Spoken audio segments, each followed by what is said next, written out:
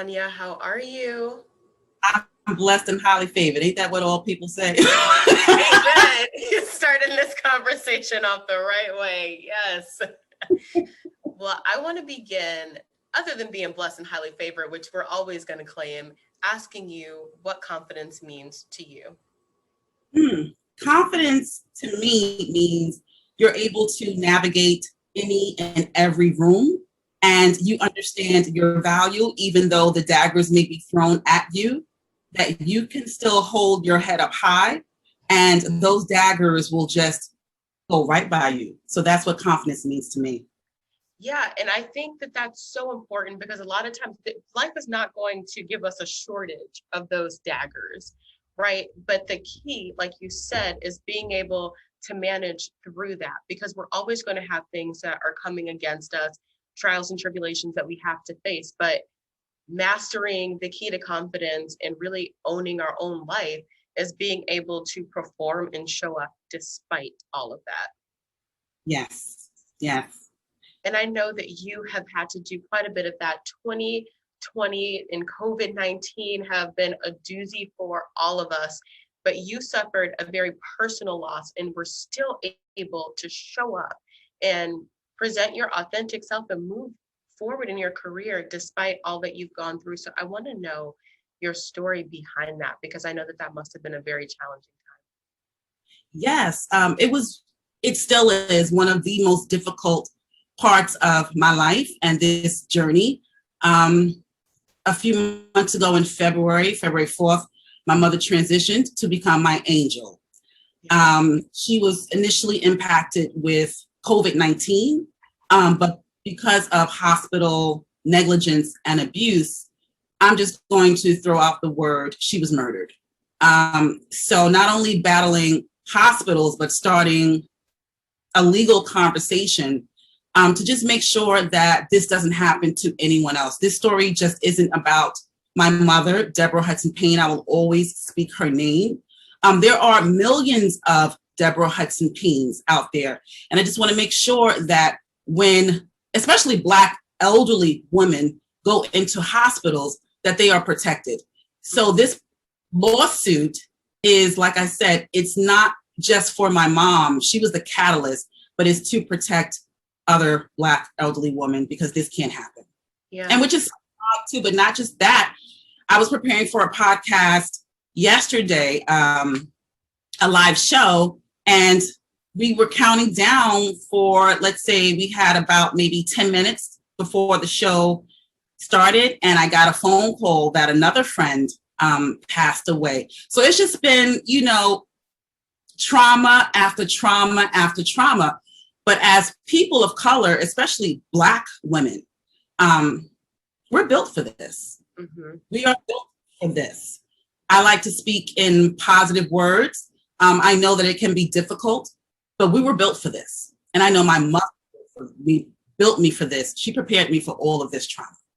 Yeah, and it's so true what you say, that we are built for this. And, despite the fact that your mother transitioned, she still has a lasting impact because now you're doing this work, the boots on the ground, to raise awareness about hospital negligence, which I think is so important. And there's, a lot of different studies. I read a few having a background in public health about how patients of Black and Brown descent are treated a little differently and how their pain tolerance is perceived naturally to be higher, their pain tolerance is tended to be perceived higher, and thus we are prescribed less pain medications and less medications to help us through because the pain is not considered to be like those of other counterparts. So I think that the work that you're doing, like you said, is going to be far beyond the impact of your mother. So thank you for doing that. And I'll just add on to that, that amazing narrative that, you strengthened for me, is that as Black women specifically, or just women in general, I'm just going to Black women. It's okay to not be okay because there is the stereotype that we have a high threshold and a high tolerance for pain. Mm-hmm. So even though I'm persisting, like I'm not okay, but I still get up every single morning because I have another opportunity to do it again. So you may see me smiling. Don't get it twisted. Maybe 5 minutes ago, I finished crying. But the message that I want to say to other Black women is just keep putting one foot in front of the other. People ask me, you know, how do you do it, Sanya? And I just say 1 hour at a time. That's it. You can't say, well, this is what I'm going to do next month. Next month, thinking about that's just too ambitious for me. I just want to think about what I can do the next hour. Yeah. And you hit the nail on the head, honestly and truly, because we get in this space because we have to be so strong all the time. Usually the burden of life is on us as women. We have to, you know, keep food on the table. We have to work many jobs. We have to account for so many different things that we think that everyone else's life is perfect, and that because we may be going through something that we're alone in that, and that our struggle or trauma that we might be facing at a particular time is either invalid or something's wrong with us, because we're feeling the human experience of hello, being human, but we're thinking that something's wrong because we are going through very real, very raw emotions of having those burdens. Yeah. And it can become a difficult journey because the feelings, the joy, the pain, the ebbs and the flows of women of color, we often are invalidated. Our feelings, our ebbs and flows are often dismissed. And I just encourage all women, you know, stand in your truth. If today isn't a good day, say today isn't a good day. Yeah. And we don't always have to fix it. Sometimes we can just be a place of support for other. You know, we can be active listeners. We don't always have to fix. So stand in your truth, ladies. That's all we can do. It is. It's so true. And I think even more than standing in our truth is being okay with what our truth is and being content in the moment. Because like you say, often we have this natural inclination to look to next week, next month, next year, and lose sight of, okay, I'm not feeling good right now. I'm not going to be able to perform and show up like at my fullest potential next year if I'm not taking care of me now. So how do I find contentment, happiness, and gratitude in the current moment?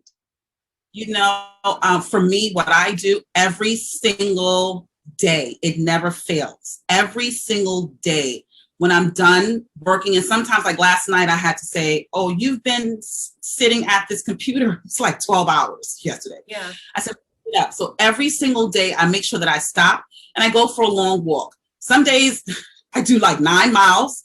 Some days I do 5. But depending on the amount of time that I walk, it's dependent upon how much I need to unpack, how much I need to process, how much I need to let go. How long is my conversation with God going to be? How much am I listening to the lessons that he's impacting upon me? So take time out every single day, ladies, and get back to yourselves. Get back to your core. Get back to your heart. Give yourself a hug. Tell yourself that you are loved. Tell yourself that you are beautiful. Because if those affirmations don't start with you, the world isn't going to give it to you. It starts with self first. Love on yourself unconditionally. Absolutely. And I love the point that you made about the world isn't going to give it to you. And even when they do, it can be given, it can be taken away. But when it comes from you and it's from within, that's something that is everlasting. And so being able to fill yourself up in that way. And the other point that I love that you made is just about the impact of nature and just taking that walk, taking time away. Because I've been in the space before where I'm like, I don't have time to take a break. Or I used to have wear an Apple Watch, and you get the notification that says breathe. I'm like, I don't have time to breathe. I don't have time to do this. Why are you on my phone?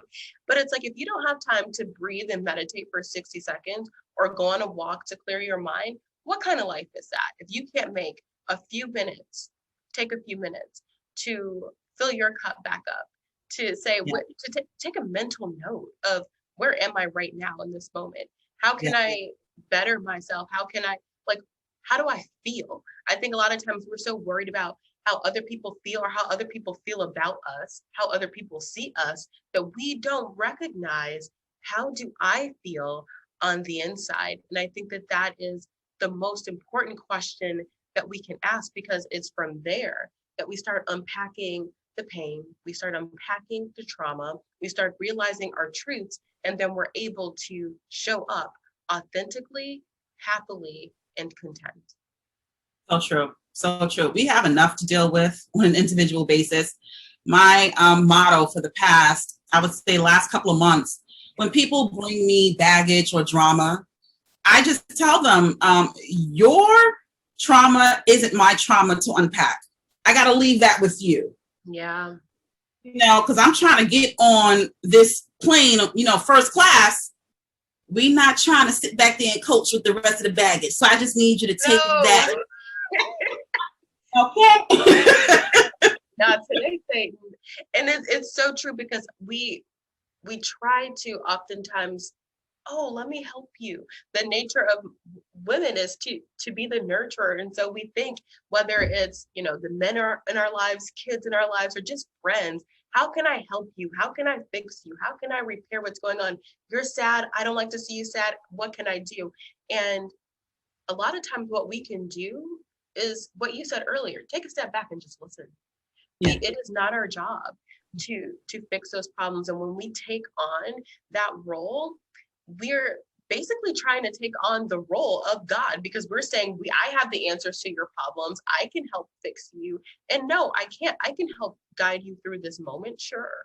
I can, point you towards resources, but I cannot take on that burden, because as human beings, we all have our own burdens to bear. I don't care who you are. And if you don't realize that you have them, well, then let's start there. But we all have our own stuff. And so taking on someone else's bags, it's like Erykah Badu, bag lady. What are you doing? Yes, I can't. If anyone needs the number to my therapist, yeah, I'll be more than happy. She's expensive, but she works. Yeah. And let's talk about that, because there's such a stigma, I think, still, even though mental health is, we just got out of Mental Health Awareness Month not too long ago, and there's this heightened awareness around mental health and mental health disorders and illnesses. However, there's still such a stigma against getting help and talking it out. What do you think that's about? I think that's a systemic thing. There were so many resources that were kept away and made unavailable, and not accessible for people of color. She's talking about it. To me, it's just, just a heightened racism that's always existed. We were always expected to be not thought provokers, not seated at the table, not life changers, not mentally stable, but always dysfunctional. So those type of resources and mental health, it was kept away from the Black community. Stereotypes were put on top of it. So we looked at it through a lens of, oh, that's not for me, because if I go and talk to a therapist, it means that I'm crazy. And that's just not the case at all. Oftentimes, you have to be strong all the time. Going to a therapist makes you weak. No. And oftentimes a therapist will just sit there and just listen and allow you to talk, so that when you're talking, you're kind of giving yourself the answer. Yeah, so I encourage, a lot more people, especially people of color, to actively seek out a therapist. Sometimes your friends don't really know. I'm sorry. They don't really know, and they're only giving you advice on their experiences. Sometimes I need something a little bit more clinical. Need someone to go into the DSM-4 or 6, whatever level they're on now, and accurately, give me some suggestions, some tools, and some resources to help me deal with everything that's going on in here. So I encourage everyone, go talk to a therapist. Even when things are going completely well, because there's always stuff like that may bother you or hit you the wrong way. And I think it's so important to be able to unpack like those little quirks, or like, why am I responding in this way or that way? But the one thing I want to take a step back to is, mental health and stereotypes, which you just raised, because I think that that one is huge. And I didn't realize it really until I was working in corporate America, right? And you have this sense of like, I can't say certain things because I'm a Black woman. And if I do, like I can say it, I can speak freely. But if I do say this, I'm going to fit right into the mold of an angry Black woman, even though I'm not angry. I'm just trying to get my point across. But that stigma has been placed onto us, and now I'm bearing the burden of it. Yeah. I've been called aggressive just about my entire adult life. It's something in me, and I find myself imparting a teachable moment of what that term means for a Black woman. And I have to give them new language in order to define me, even though I define myself, but I have to let them know, I'm not aggressive. I'm more take charge. I'm more assertive. I'm a change agent. I'm a leader. So these are the things and the attributes that I do and I exceed. And I excel in quite well. So, there's so many stereotypes that Black women just have to unpack. I'm at this part of my life now where I'm kind of throwing away a lot that I thought to be true. Yeah. And it really take those labels off. It's incredible when we realize what's ours and what's been placed on us. And I'm like, okay, let's just take this off. You can have it back. I'm not going to own that label. I'm not going to own that title. I understand and respect that that's your opinion. Maybe I'll even entertain a dialogue about it. But yeah. I can't, again, bear the burden of that when I know who I am. Yeah, let me just give you another term. I remember this. I could have been maybe about 20 years old. Yeah. And, I was talking about my hair to another Black woman. And I said, oh, yeah, I have nappy hair. And she said, no, queen. You have tightly coiled hair. We do not use the word nappy, for the Black experience to define a Black woman. Your hair is just tightly coiled. And it just changed everything for me because, I was told my hair was nappy, And that has such a negative connotation. Yeah. Think about it. We don't think about it at all. And that's why I love making sure that I'm surrounding myself with women who can say, okay, Sanya, I see you're on this road and you're doing quite well, but let me just help you navigate so that the road won't be as rocky. So I make sure that I surround myself with like-minded women who can pour in these teachable moments and give me new language when I don't have it. Language and the words that we tell ourselves it's so important because that's what we're hearing, and that becomes our reality and that becomes our truth. So when there's negative undertones to the things that we're saying to ourselves or believing, our reality becomes in some part negative. So I want to know, are there any positive affirmations that you say on a daily basis, or what are your favorite top 5 positive affirmations? My number one is, girl, you better work. I tell myself that every morning, as soon as I finish praying, I say, girl, you better work. Now let's get to it. I also tell myself, Sanya, you're beautiful. Mm-hmm. People don't believe it. It's so crazy. People don't believe that I'm really shy. I'm really, really shy. Mm-hmm. But because I affirm myself every morning, I want to push through. Right. I want to make the dim light that's in me. I want to make that the focus of my day so that it shines bright. So people, they're like, oh no, you're always excited. You're always the life of the party. I challenge myself every single day because as a Black woman, a woman of color, we are always told to be seen and not heard, or not seen and not heard. And I want to show other women that you can show up and you can show out. And it's so because you're beautiful. So you better work. I love that. I'm going to add that to my list because we have to pour into our own cups. And it's so true. And for me, it was imposter syndrome in the beginning and just thinking I knew I had all the skills and I could do certain things, but just getting oh my God, what if they ask me a question that I don't know? Or what if someone has different experience and they're looking at me because I don't have that experience. And, we find ways to psych ourselves out and shrink.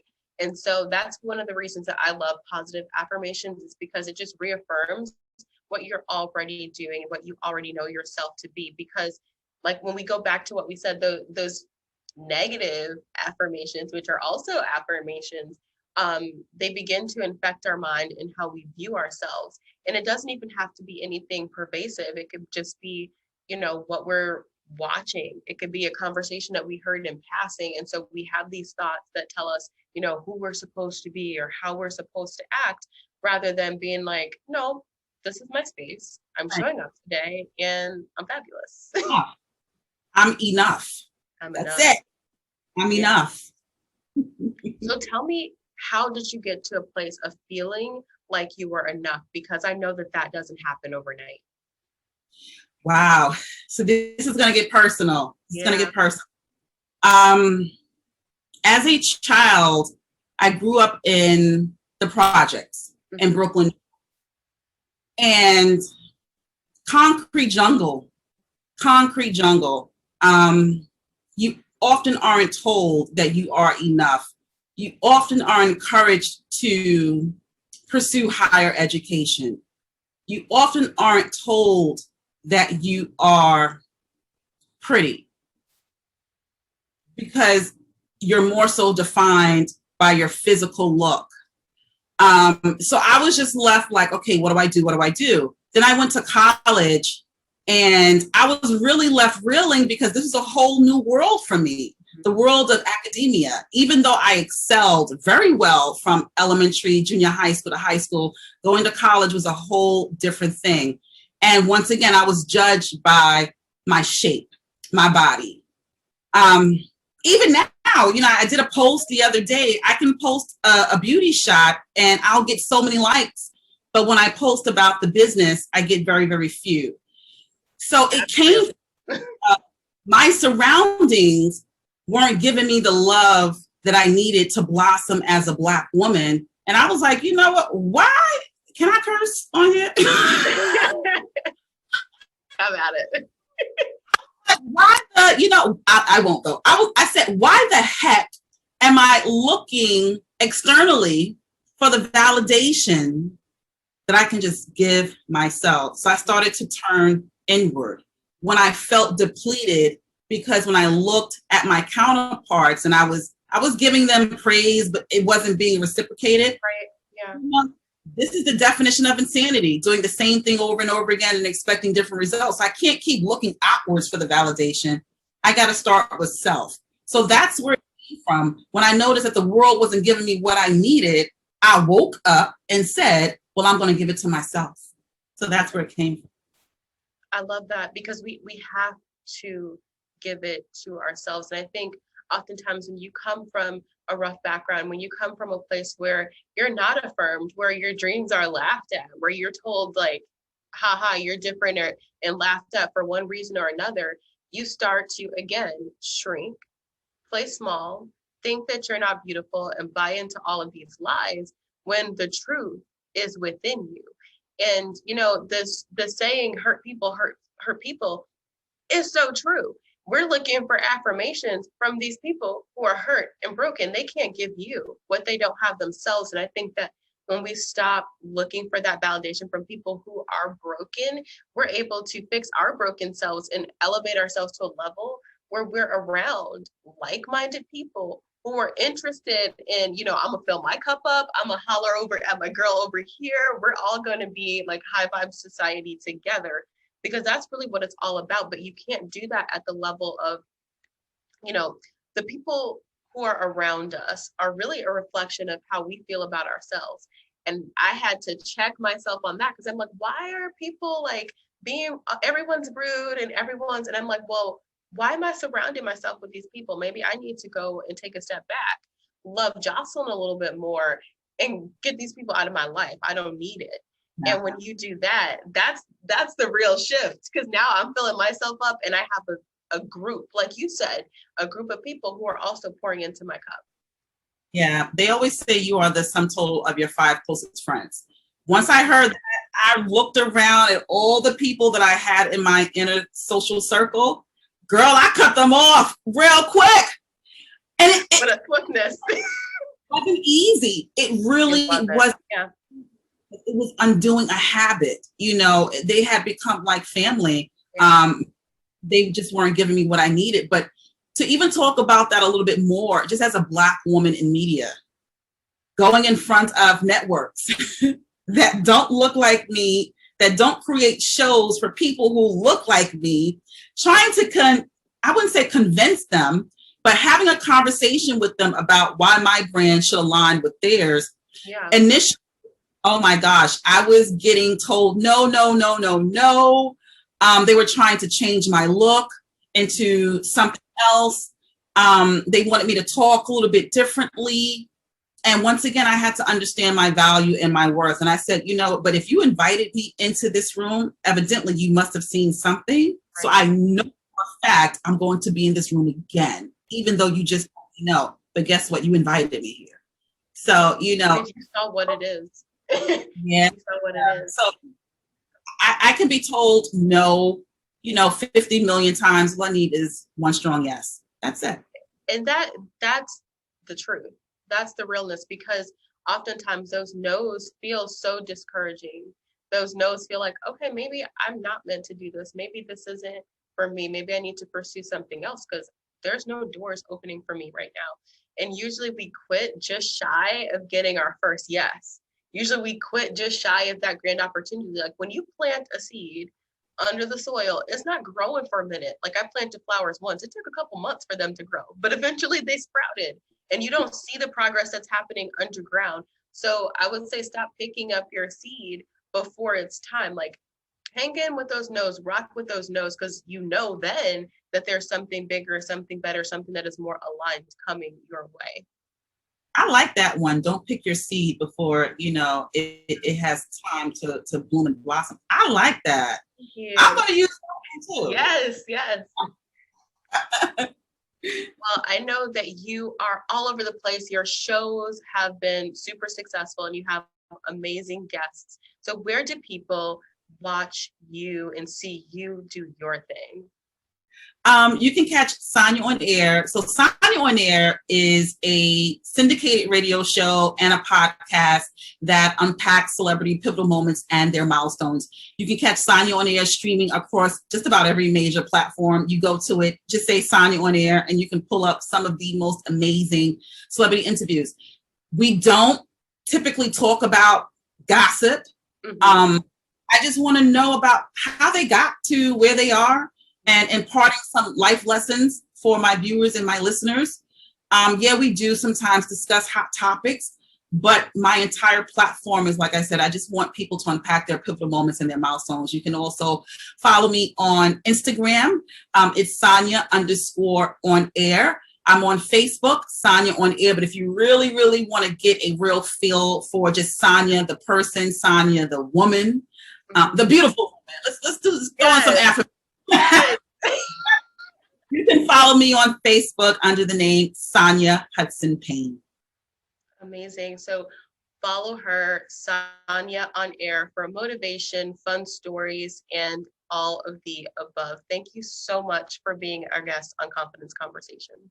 Oh, thank you for having me. I really appreciate it. Yeah. Talk to you soon. Talk to you soon.